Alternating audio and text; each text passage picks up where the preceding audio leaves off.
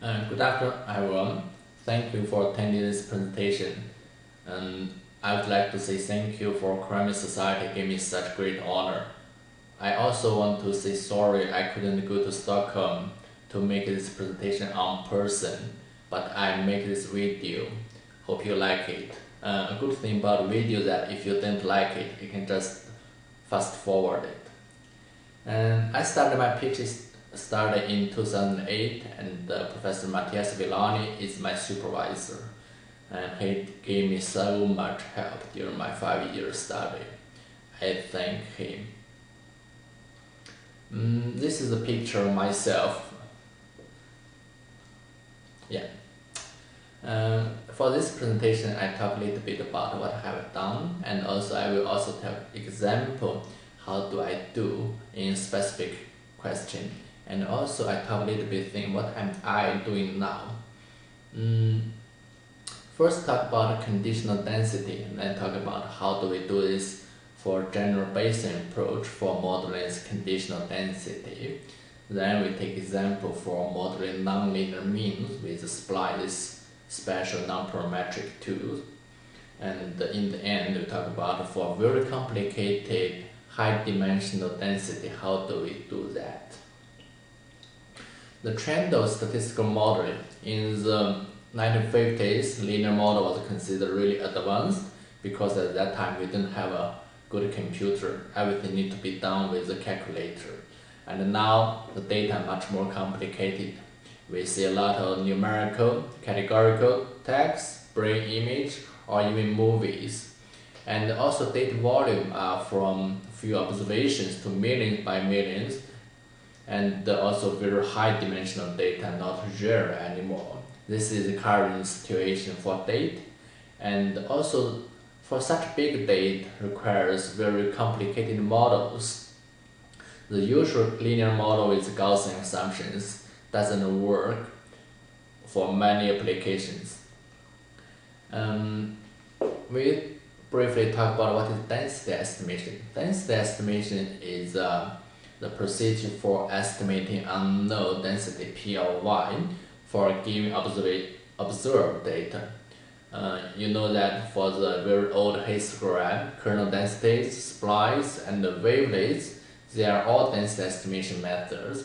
And not recently, but in the 1990s, mixed models have become very popular alternative approach.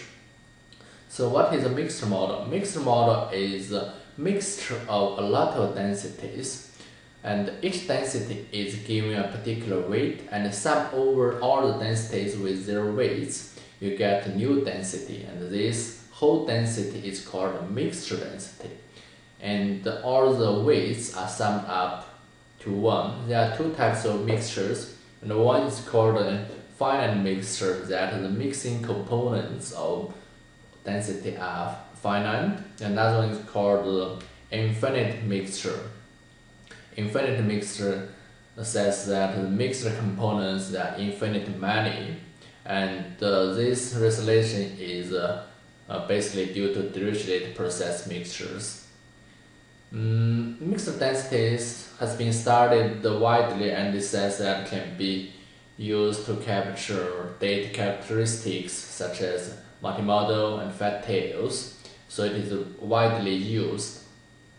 And here's one example showing that how mixture normal can capture various data situations. Look at the first one. If you have bimodal data, and you can have mixture densities with two components that can capture it, and also you can have a mixture of two densities, but the two densities have a same mean, not same variance, that captures fat tails.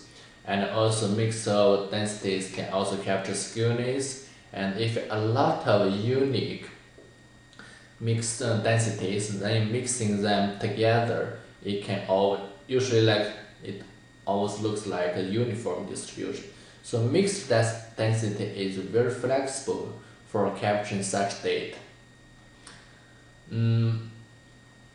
For mixed densities, there are a few things for one-dimensional and a few things for high-dimensional to consider. Let's first consider a particular density estimation called conditional density estimation. Conditional density estimation concentrates on modeling the relationship between response y and many covariates x through a conditional density function. And the mixture of conditional densities is the obvious extension of mixture models. So you use mixture models to capture data structures, and there is a relationship between y and x. And here you look at this omega k, that is the weight. Sometimes people call it gating function. A gating function tells you how much weight you put on each conditional density and how much you put on others. And when one particular type of gating function make up the smooth mixture. What is smooth mixture is a finite mixture that weights a smooth function of the covariates. So omega k is not a single scalar. It is connected with many covariates through the logit function. So this is called a mixture. And for mixture densities, there's one thing people are interested in talking about.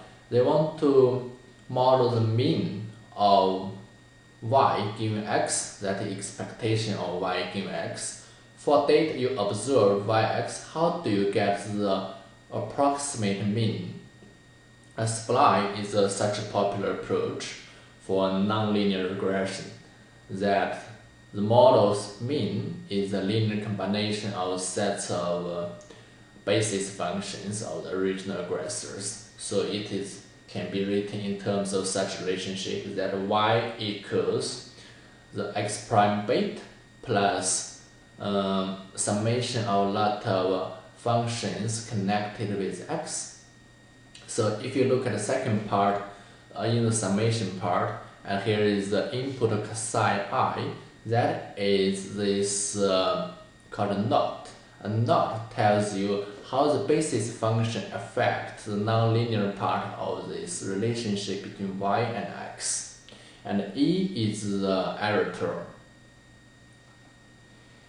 The multivariate density estimation and also the conditional density estimation are exactly same as the univariate case, except that y and x, they are both multivariate. In addition to the previous thing, think about splice. In splice, we can think about the expectation of y can be multivariate, so it is simple to extend the spline into multivariate case. And also for the mixture densities, that is also simple to extend to a high dimensional case. For example, if you mixture multivariate normals, then you get a new multivariate normal density, which each mixing component that is from multivariate normal. Besides such way, there is another way called copula. A copula is another way to model the multivariate densities. What is a copula? A copula is actually just a function that separates the multivariate dependence from its marginal functions. And also it's possible to use both continuous and discrete margin models. So how does it say? It says that once you are giving a f of y, y1, y2 until ym, that is a multi-dimensional distribution function. So here we talk about distribution function. And if you are given f, then there's no problem if we can derive what are the marginal distribution functions, f1, f2 until fm. And then the copula function says that if you have such a relationship, then my function y, y1, y2 until ym constructs a multidimensional distribution. This can be written in terms another way. Now give you a new function called c, that's a copula function. If your input now is marginal density, then you construct a multivariate distribution that each input is a density. This is very different from the traditional way for modeling the multivariate densities. For multivariate density, usually you are given the joint distribution function, then you get the marginal. But the coupler gives you another opposite approach. If you are given a lot of marginal densities, then you construct it through a coupler function. Then you make up a new density. So this is a promising approach for modeling multivariate density because it's very flexible, because in such way your f1 and fm, they don't have to be normal anymore, and they can be discrete, and they can be continuous, or they can be mixing discrete and continuous cases. This is very flexible way for making up multivariate densities. So for multivariate density, people are talking about a few things of interest. The first one is called the Kendall's tau. What is the Kendall's tau? Kendall's tau is the correlation between two marginal densities. So it is written in terms of integration of the multivariate distribution and -1. That is Kendall's tau. And this is called a rank correlation. Why it's called a rank correlation? You can think about it, that it actually doesn't depend on the marginal density. For the coupler, why we talk about a Kendall tau? Because it is very convenient for Kendall tau to be written within coupler. Just you can use that in terms of coupler function. There's another thing that's very interesting called tail dependency. What is tail dependency? Tail dependency measures the extreme events that the several variables simultaneously move on extreme values. Think about a particular situation. If you have a bunch of stocks, and if one stock goes to really bad, conditional such situation, how about another stock also goes to really bad? What's the probability? What's the limit of this probability? That is called tail dependency. That is a basic measurement of extreme cases happening. With the coupler, for such measurement can be written in terms of very simple form. The limitation for probability, one goes really too small, conditional another one goes to really small, can be now written in terms of limitation of coupler function divided by u. What is u? U is just the CDF of the density. This makes very easy because u is just uniform distributed from 0 to 1, and the cu, that is a coupler function. You don't have to think about how the marginal look like. And this is called the lower tail dependency. And besides lower tail dependency, there are also upper tail dependencies. Upper tail dependency is just opposite. If one stock goes really good and another stock also goes to bad, good, what's the limit distribution of this?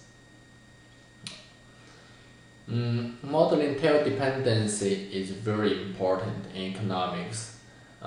Some literature mentions this dating back to 1997, Joe, and even patent 2012 talking about tail dependency and talked about dynamically modeling tail dependency.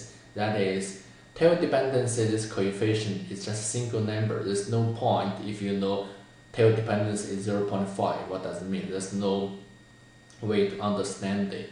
In time series, people want to understand how the time dependency varies with time or with extreme events. So Patton in 2012 developed a time-varying time dependency, but unfortunately in his paper he didn't mention what are the underlying factors that affect the dependency.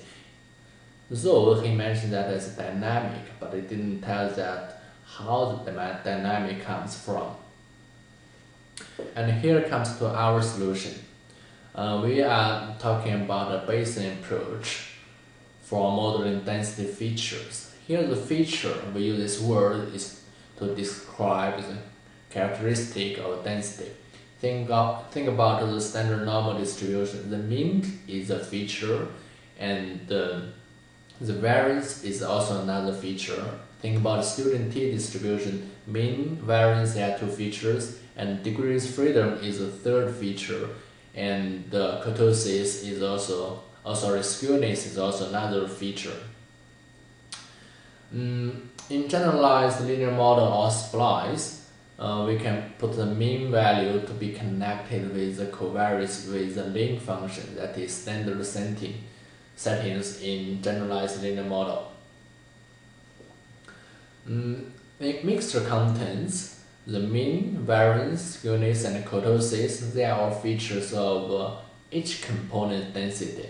So in the mixture contents, we put each component density connected with mean, variance, skewness, kurtosis, and all of those are connected with covariance.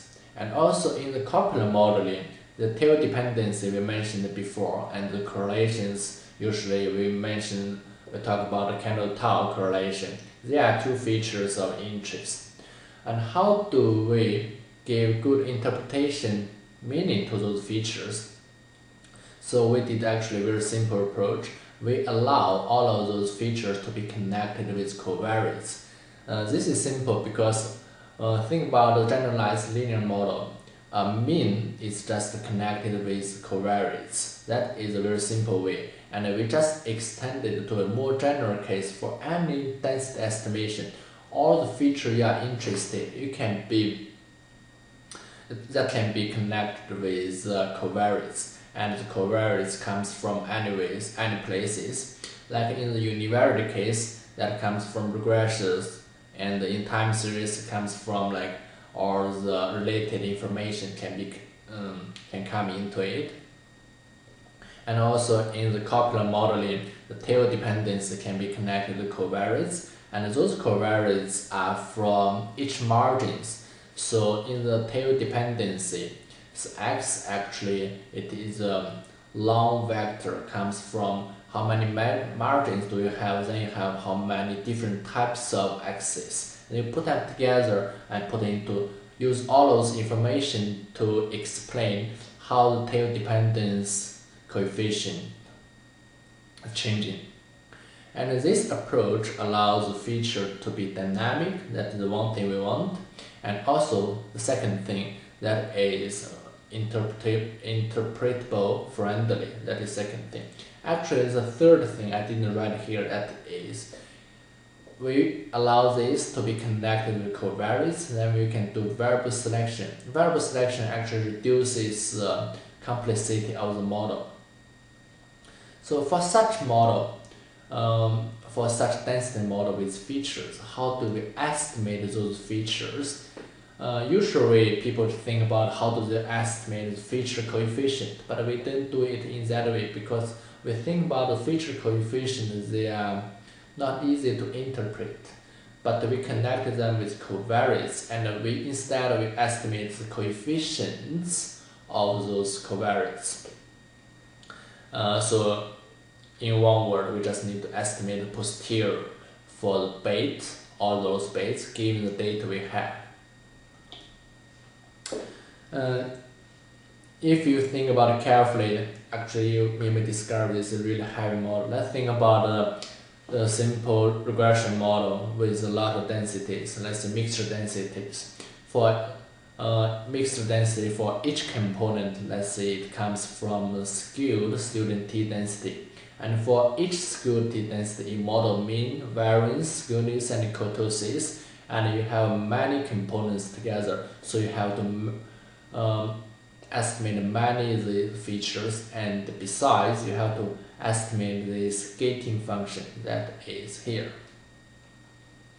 The smooth mixture, omega k, is also connected with covariance. That is also need to be estimated. And then we need very efficient tool to do this. The tool we are using is actually called metropolis Hastings within Gibbs. That means we are going to update the feature coefficients jointly, but by updating that, we do give sampling. That means we update the mean features conditional on other variance skewness kurtosis. Then we update the skewness by conditional on remaining things. When we do the big loop, we do the second run. And within each feature, we need to update the coefficient. How do we update that coefficient efficiently? That affect the overall efficiency of this estimation. Because we are doing Bayesian approach, every time we are sampling the posterior. If you sample posterior, you need to think about what is the proper location of your parameter, what is most likely to be. So we need to propose a density, and we use a special proposal that our proposal density comes from multivariate t density, and this t density, the mean value, comes from my current location, and the variance comes from the inverse, negative inverse Fisher information. But how do we know that my proposal is accurate? There's one thing we put into it is that we use Newton-Raphson algorithm to plug into this proposal density. That is, every time if we want to make a new proposal, before we do that, let's calculate a few Newton iterations based on our likelihood and prior. And usually we don't have to do this until it converts. Doesn't make sense. We only need to calculate a few steps, usually less than 3 steps. That is sufficient enough to maintain a very good mode for the bait head. And the next time, if we do the proposal based on that with the Fisher information, that is very efficient. That is how do we do. This is actually a very general approach, because the only thing we need to do is we need to calculate Newton iteration correctly. This requires the first order derivative for the posterior with respect to the parameters of interest. Go back, look at this mixture density. This is actually very simple. For mixture densities, you make a derivative with respect to parameters. That is actually, you make a derivative with respect to each single component. Then you loop over all of those components, you get this. And for copula, it's same. For copula, it's a little bit different, because for copula function, it is a distribution function. You first make a derivative to make it like a density function. Then you make the CDF derived with respect to the PDF, then you get it. But in general, this is a general approach, and it turns out to be very efficient in our application. Also, one thing is very important, that because we allow the feature to be connected with covariates, and we can actually do variable selection. For Bayesian variable selection, it is simple to set it up. We put every x with indicator 0 or 1. So if 1, this variable is selected. If 0, this variable is not selected. Every time you propose a change, so x can be either in or out, and by updating the posterior density for the bait, and the indices are also be updated, and that is carried out simultaneously.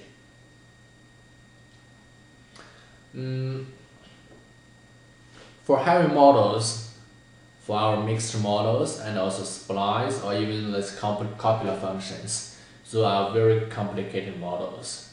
For complicated models, the one thing is very easy to get model overfitted. For overfitting model, how do we take with this overfitting? There are 2 ways usually people do. One is doing variable selection, and second one is doing shrinkage. And the variable selection, that is I talked about before, it's not only take away this overfitting thing, but also It is commonly used to select meaningful covariates. That is also our interest because we link our feature to be connected covariates. We want the feature to be interpretable. So variable selection is just the right tool to do this. And to do this through Bayesian, that is, we set up the indices and carry out through the MCMC in this stage. The second part is about the shrinkage. Shrinkage is also another way to taking account of overfitting to eliminate the effect of overfitting. What is the shrinkage? Shrinkage is that it shrinks the regression coefficient to 0 rather than eliminating corrects completely. That means for variable selection, for the classical way, a variable is selected or not, that is like true or false question, 0, 1.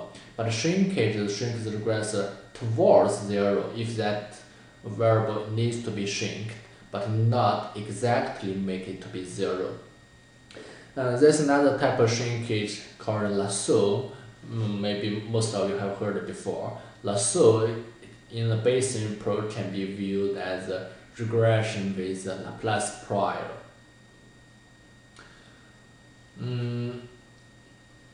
For a shrinkage estimator, people need to think about what is the proper way to shrink your covariates, or how much effort do you put on it.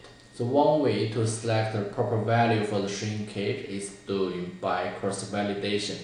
Cross-validation is very costly with big data set. Think about millions or million data set, or even like 1,000 by 1,000 with complicated models. They usually take about hours to complete it. That's the one drawback. In the Bayesian approach, the shrinkage parameter we can estimate them automatically together with all other parameters. What does it mean? That means for this model, if we put the shrinkage on it, if we want to estimate the beta, and we propose a distribution for beta and update it, and also at the same time we can propose a distribution for the shrinkage and update it so we get the posterior of the shrinkage. And the posterior mode is the optimal place for shrinking the model to not get to be overfitted. Variable selection and shrinkage can be used simultaneously.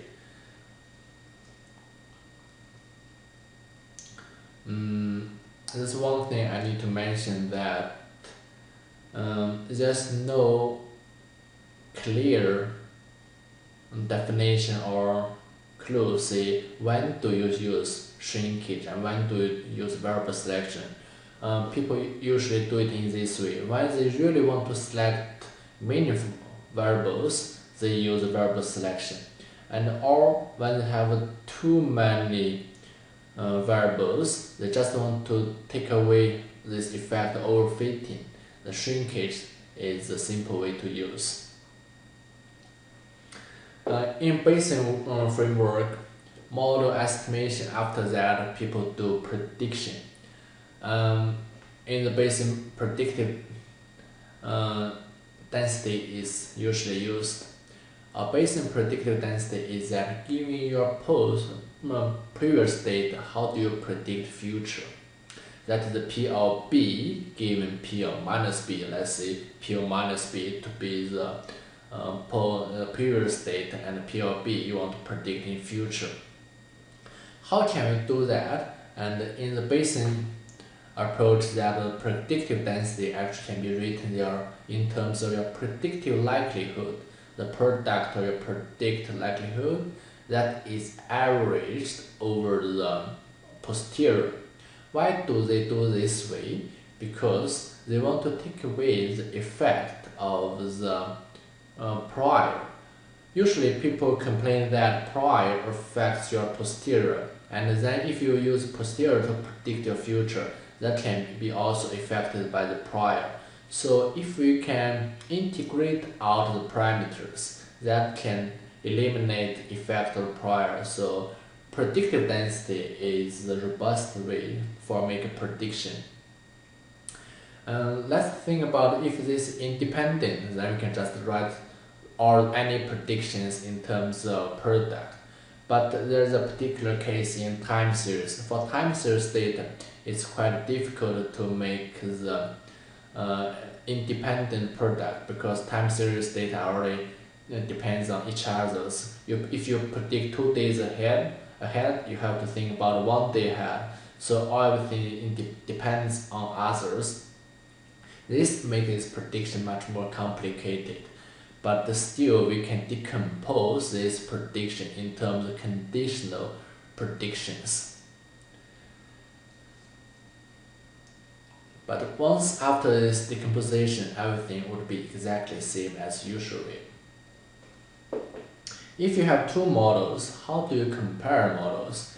In the classical approach, we do AIC, BIC, or now it's popular, someone use FIC.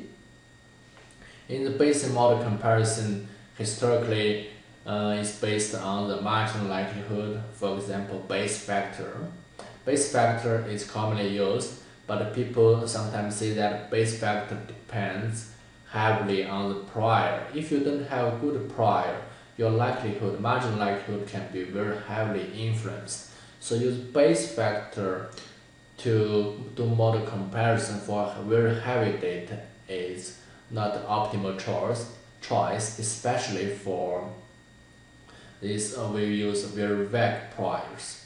A more prominent tool is to do the model comparison based on forecasting, and what we use is called log predictive density, LPDS. Log predictive density is that you predict a few subsets of your data ahead, and you replicate that and take an average of it, and every time you compute log predictive density, predict y of bi, giving you negative bi. Negative bi is the data taking away the bi that subset.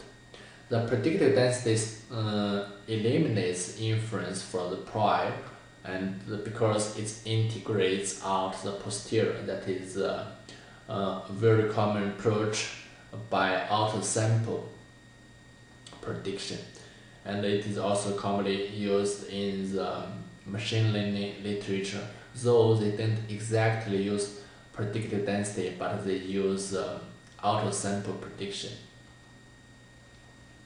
I take a very brief time talking about one simple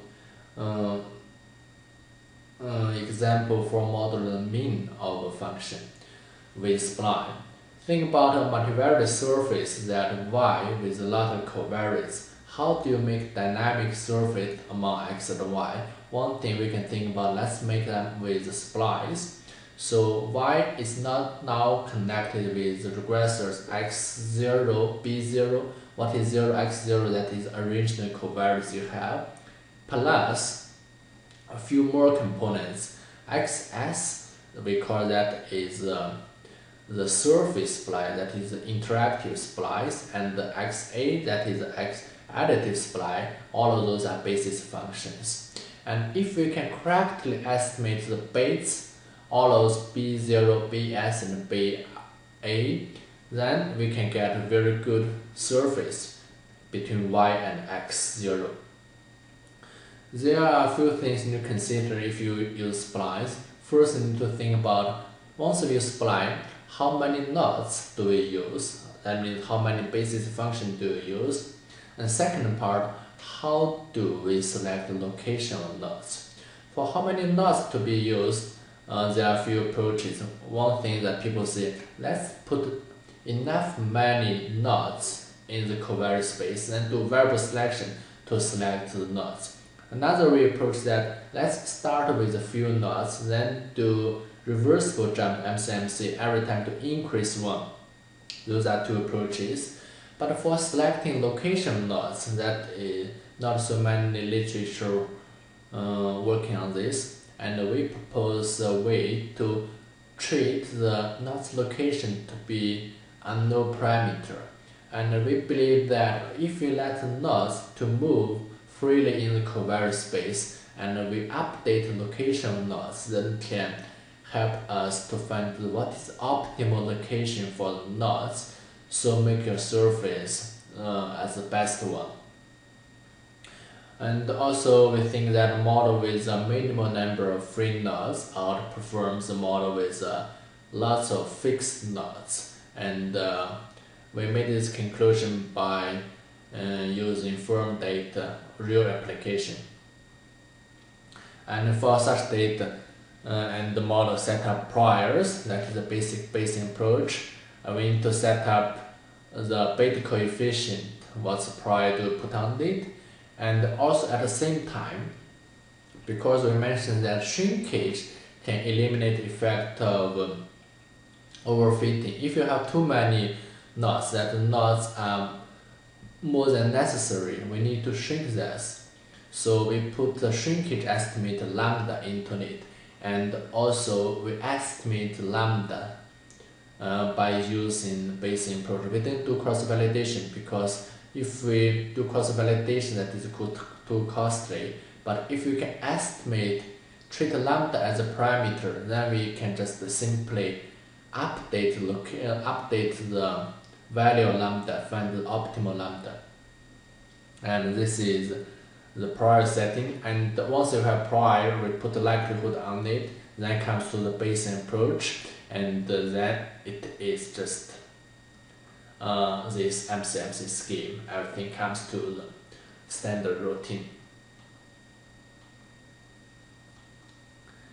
And here's one of my favorite figure, and this figure plots the posterior location for knots. We think that the knot's location is also a unknown parameter, so in the posterior you can see the mean location of the knots. All of those are small spots you can see on the figure, and all of those heat map, those shows the variance. This shows the variance of the variation for knots moving. And we think if we let the knots move freely, then we get flexible and dynamic connection between x and y. Here is the surface look like with only two covariants. We put two covariants, profit and market to book, for the firm leverage data, and we want to connect this with the leverage with splice, and this shows how the knots, and previous one shows how the knots look like, and based on those knots, how the posterior surface look like, and we see how the posterior mean surface because knots are moving.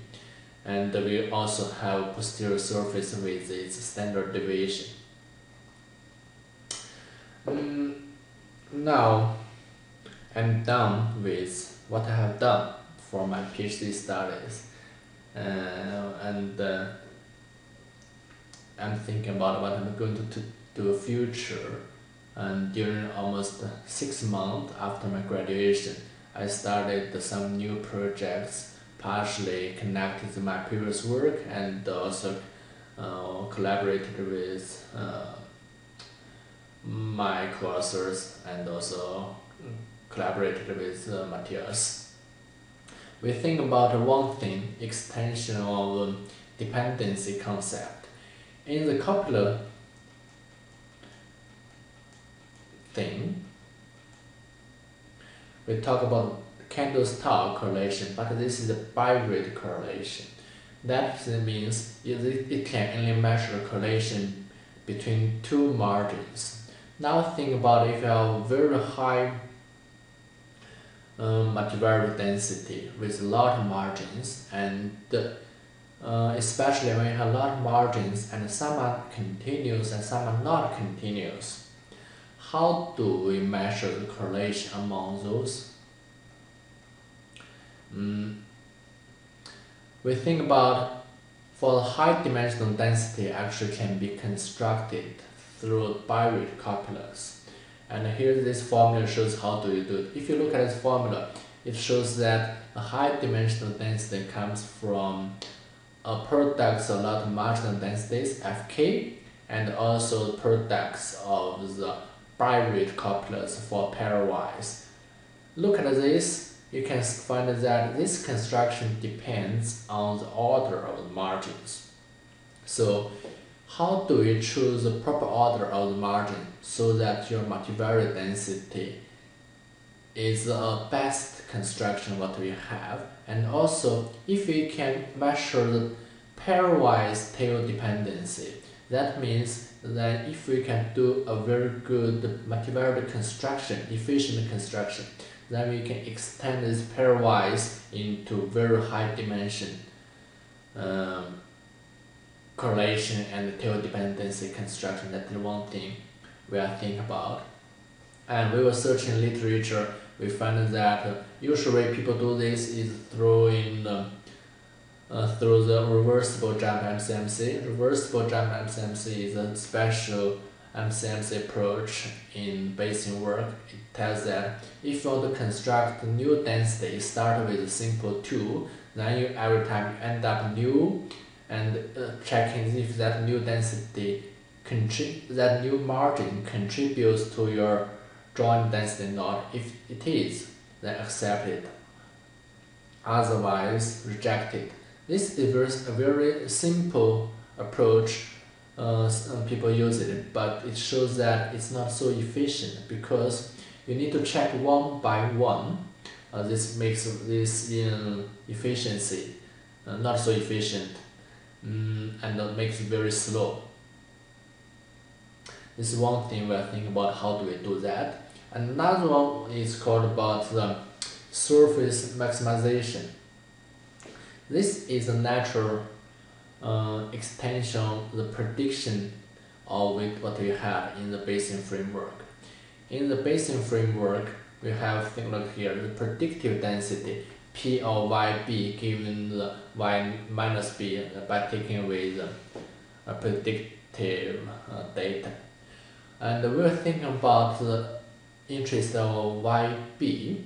What is the max point of yb? If you think about this, is actually a predictive surface. Think about this, the P of y is actually surface for given covariates. Then we think about for what value of x do we use and we get the max value of y.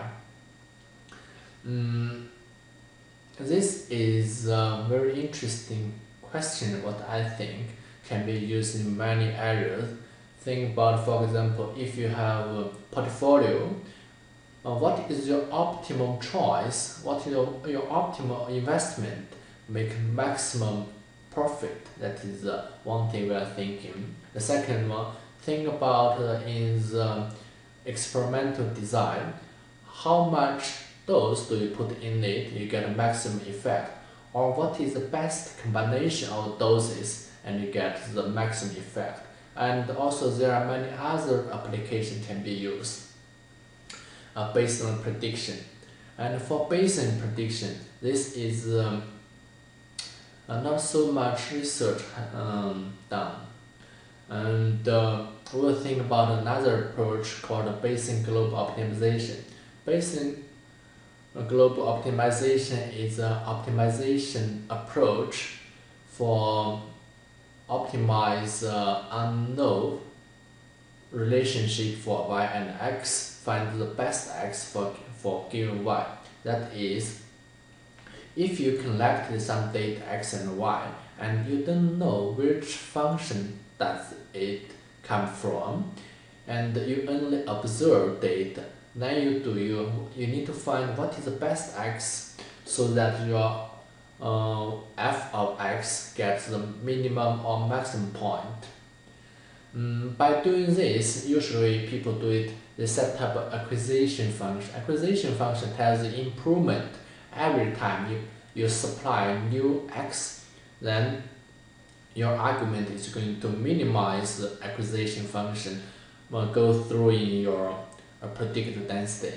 So we try to apply this basing global optimization into predictive.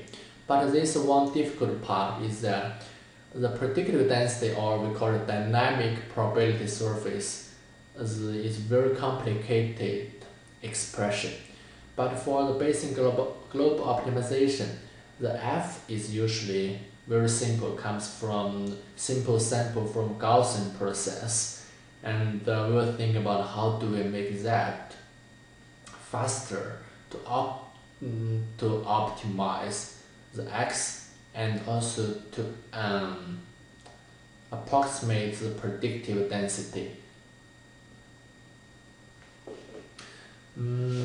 Those are two things currently I'm working on, and hope I have a chance to report to you next time about my recent research, how it goes on. And it was really nice talking to you, though I'm talking all the time. And there's a Skype connection after this. I don't know if the internet connection okay or not. I will be online at the time. You can just, if any questions, ask me. I will be available. And here are a few references. If you like, you can look at that. And thank you. And welcome to Beijing. And visit me. And of course, if I have a chance, I go to Stockholm or go to Sweden. I will visit you guys. And all the best to you. Thanks.